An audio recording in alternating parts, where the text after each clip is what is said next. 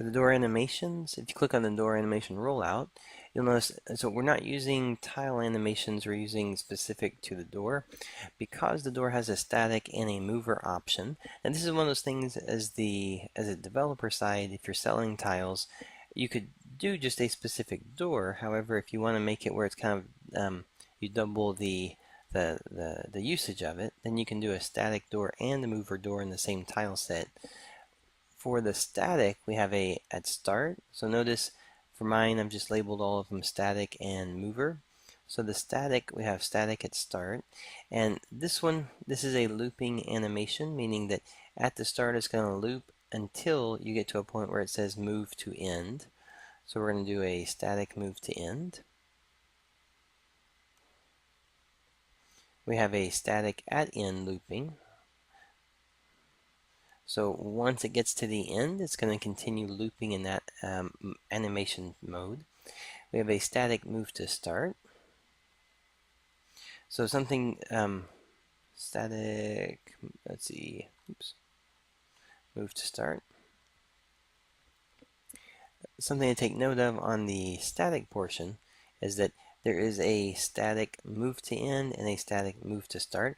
These could be separate, so if you wanted a very unique animation that actually occurs, you can have different ones for all four states of them. When it comes to the mover, you have the option for at start. So we're going to say mover at start. And then these are going to be the same setup, except remember, this is actually the actual tile moving on the screen. It's not just playing an animation of a door disappearing or opening or something. We have move to end, so mover to end. And then mover at end.